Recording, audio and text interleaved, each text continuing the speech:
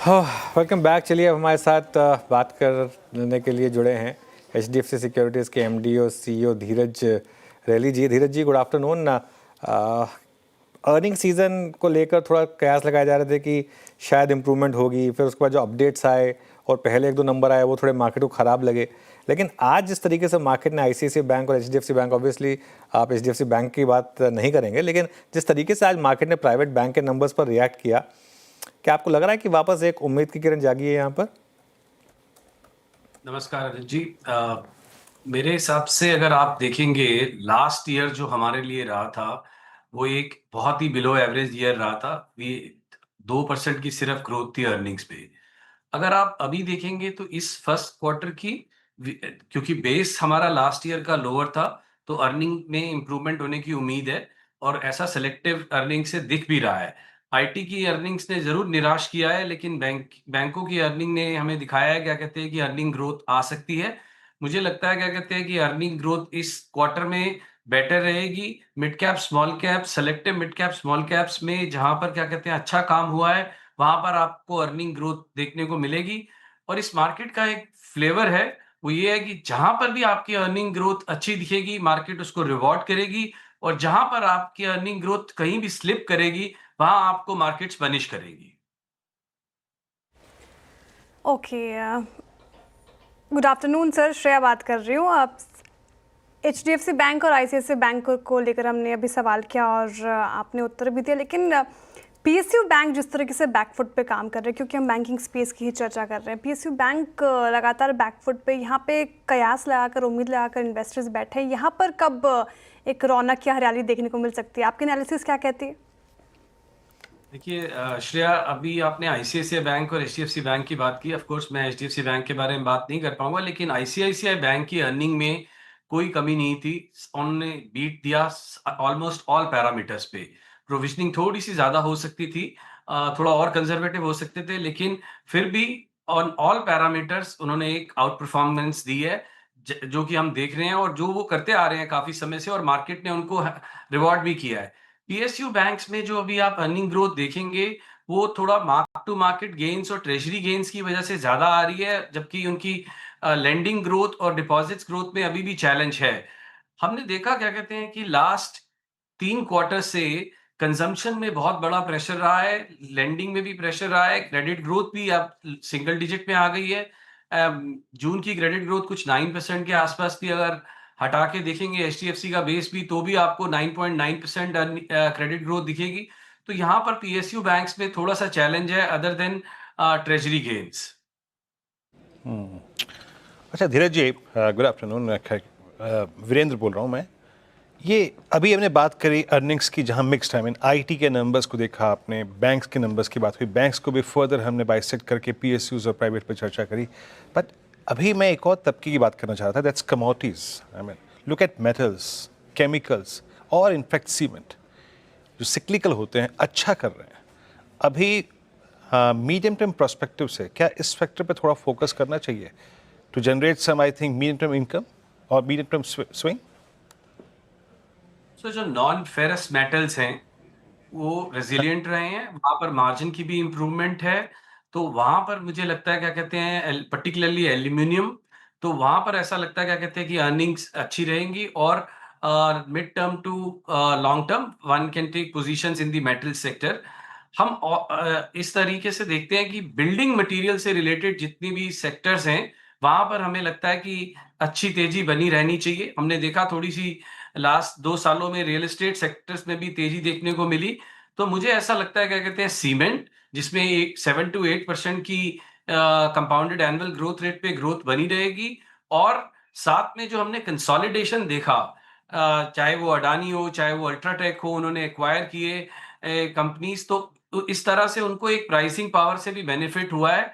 तो cement sector will continue to do well, building materials will continue to do well, metals will continue to do well, IT, hospitals, diagnostic, we are cautious. Okay, meanwhile market में एक surge आ रहा है। अब Nifty 100 point से ज़्यादा ऊपर है। एक बार जरा निफ्टी का चार्ट लेकर आइए। 111 पॉइंट ऊपर 25,080 पर। बैंक निफ्टी भी वापस 57,000 की तरफ बढ़ता हुआ 56,955 पर। फ्रेश इंट्राडे हाई पर अब बैंक निफ्टी आपको ट्रेड करता हुआ दिखाई देगा। ऑलमोस्ट 700 पॉइंट की रैली यहाँ पर, और अगर पिछले कुछ मिनटों का चार्ट देखें आप तो आईसीआईसीआई बैंक ने इसको लीड किया है। 3% अब ये स्टॉक ऊपर है, और देखिए किस तरीके के शानदार मूव्स इस समय आपको यहाँ पर आते हुए दिखाई दे रहे हैं। धीरज जी, आप इस समय मार्केट में अगले अगर 1-2 साल का व्यू ले रहे हैं तो लार्ज कैप में, मिड कैप में, स्मॉल कैप में किस तरीके के रिटर्न्स एक्सपेक्ट करें इन्वेस्टर्स? तो अनुज, पहले मैं आपको लास्ट 3 महीनों की थोड़ी सी स्टोरी बताता हूँ। लास्ट 3 महीने में निफ्टी ने 15% का रिटर्न दिया है, मिड कैप ने कुछ 18% और स्मॉल कैप ने कुछ 26% का रिटर्न दिया है। लेकिन अगर यही आप सिर्फ एक लास्ट 1 मंथ का डेटा देखेंगे, मैं 19 जून और 19 जुलाई को कंपेयर कर रहा था, तो जो मार्केट्स हैं वो निफ्टी ने सिर्फ 0.4% का रिटर्न दिया है और मिड कैप ने आपको 3.4 और स्मॉल कैप ने आपको 5.6% रिटर्न दिया है। तो लोगों को ऐसा लग रहा था कि मिड कैप और स्मॉल कैप में तेजी नहीं आएगी। मेरा ये व्यू है, क्या कहते हैं, कि वैल्यूएशन एक्सपेंसिव है, स्ट्रेस्ड है।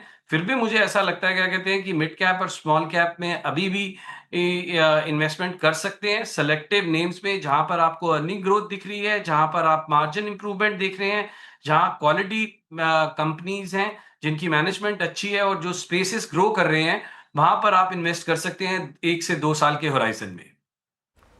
ओके। धीरज जी, इस साल अभी तक एक स्पेस ने काफ़ी अच्छा रिटर्न दिया है, that is capital market space. Capital market related stocks में शानदार रैली पिछले कुछ महीनों में हमें देखने को मिली। बीच में एक डिप भी आया, फिर अगेन बाइंग भी आई। आज भी देख लीजिए BSc, CDSL, camps, HDFC, AMC जैसे स्टॉक्स में बाइंग है। इस स्पेस पर आपका व्यू क्या है? अभी भी स्टीम बाकी है इसमें? फाइनेंशियलाइजेशन ऑफ सेविंग्स और इक्विटाइजेशन ऑफ सेविंग्स एक लॉन्ग टर्म थीम है। अभी हमने इसको देखा है कि this theme has been playing out और उसका बेनिफिट सबको मिला, एक्सचेंजेस को मिला, ब्रोकर्स को मिला, एसेट मैनेजमेंट कंपनीज को मिला, वेल्थ मैनेजर्स को मिला। थोड़ा सा करेक्शन जरूर आया था एक्सचेंजेस में और सीडीएसएल में, क्योंकि सेबी ने कुछ मेजर्स लिए थे डेरिवेटिव्स पे, उससे कुछ वॉल्यूम्स कम आए तो सडनली एक नी जर्क रिएक्शन था। वहां पर थोड़ा सा तकलीफ आगे आने वाले समय में कंटिन्यू भी रह सकती है, लेकिन वेल्थ मैनेजर्स और एसेट मैनेजमेंट कंपनीज के लिए पर्टिकुलरली एक long runway of growth available है। जिस तरीके से हम लोग फ्लोज देख रहे हैं, डोमेस्टिक फ्लोज, चाहे वो एसआईपी फ्लो हो 27,000 करोड़ का या लगभग 2 लाख करोड़ का टोटल फ्लोज, पॉजिटिव फ्लोज थे म्यूचुअल फंड में लास्ट मंथ। तो इस सब को देखते हुए और नए इन्वेस्टर्स को ऐड जो कर रहे हैं अपनी पोजीशंस, उसको देखते हुए ये इस पे मेरे को लगता है कि अभी एक लॉन्ग रनवे अवेलेबल है। शॉर्ट टर्म के लिए ब्रोकर्स और एक्सचेंजेस के लिए नेगेटिव हो सकता है, लेकिन एसेट मैनेजमेंट कंपनीज और वेल्थ मैनेजर्स के लिए अभी लॉन्ग रनवे अवेलेबल है कैपिटल मार्केट स्पेस पे। ओके, मैं इनफैक्ट इस पे टिप्पणी आपकी चाहता ही था, लेकिन आपने धीरे जो टिप्पणी करी थी, एक दो बास्केट और जहाँ पे कूलिंग ऑफ हुई है। आई मीन आप डिफेंस को देखिए, इसमें कूलिंग ऑफ हुई, रेलवे स्टॉक्स में कूलिंग ऑफ हुई, और थोड़ी अब हम बाइंग देख रहे हैं वाइट गुड सेगमेंट में, कंज्यूमर ड्यूरेबल स्पेस में, और कुछ ऐसी पॉकेट्स मिड कैप में जहाँ पे इंटरेस्टेड हो आप धीरज जी, जहाँ पे आपको वैल्यूएशंस और अर्निंग दोनों का कंफर्ट हो। वीरेंद्र, डिफेंस एक लॉन्ग टर्म स्टोरी है, पर्टिकुलरली आफ्टर ऑपरेशन सिंदूर हमारे को बहुत डोमेस्टिक और एक्सपोर्ट अपॉर्चुनिटीज दिख रही हैं इस सेक्टर में।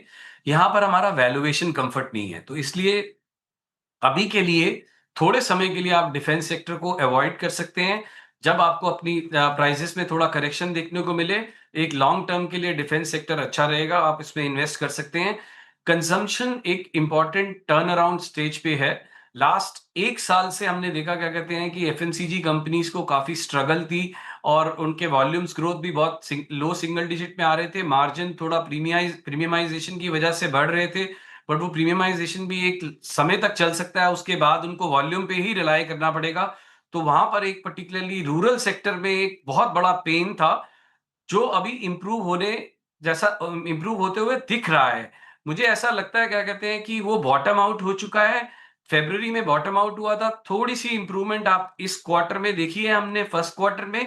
सेकेंड क्वार्टर और थर्ड क्वार्टर में यहाँ पर कंजम्पशन स्पेस में आपको इंप्रूवमेंट देखने को मिलेगी। Particularly low cost discretionary spaces जो हैं, वहां पर आपको, क्या कहते हैं, अच्छी अपॉर्चुनिटीज मिलेंगी इन्वेस्ट करने के लिए। तो वो एक अच्छा सेक्टर है जहां आप इन्वेस्ट कर सकते हैं। इसके अलावा अगर आप देखना चाहेंगे तो मेरे हिसाब से क्या कहते हैं, बिल्डिंग मटेरियल एक ऐसा स्पेस है जहां आप कंटिन्यू टू फोकस कर सकते हैं।